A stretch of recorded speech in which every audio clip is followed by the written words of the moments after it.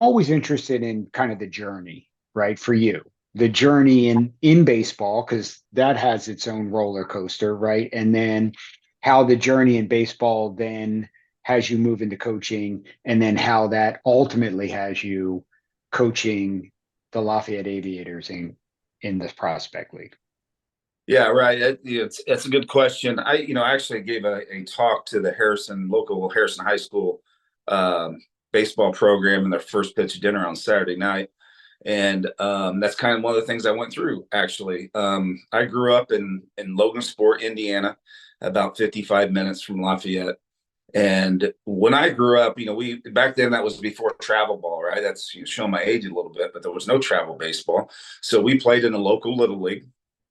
We played when I was nine. It was 9 through 12. So I was a 9 year old playing against 12-year-olds, which was definitely a challenge, right? You don't see that much anymore as far as how they separate the ages, So I did that, and the class I was in, I graduated high school in 1991, and the class that we had in Logansport was very, very talented.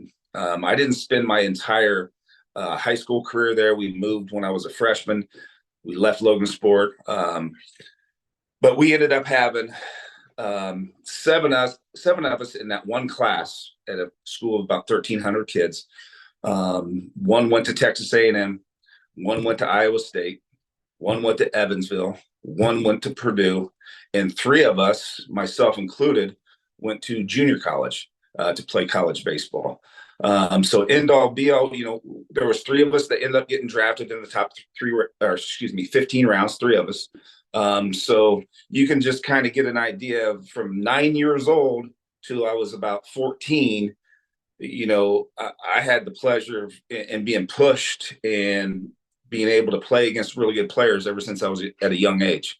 And then we moved here locally around the Lafayette area, went to Parkland Junior College in Champaign, Illinois. Went there as a two-way player. I quickly found out that spring that I'm not a two-way player. You face some of those dudes that are 6'5", 6'6", and they're throwing gas at you, and you see it blur by you. You figure out you can't hit at this level. It's kind of like if you jump in the deep end, you can't get back up. You're just drowning. Well, I was drowning at the plate, but I had a lot of confidence in pitching, so I ended up pitching the rest of the spring. Four of us got drafted that year from Parkland College, which was the most of any college in the entire country in 1992. You're talking SEC schools, you're talking Pac-12, you're talking West Coast, all those power conferences.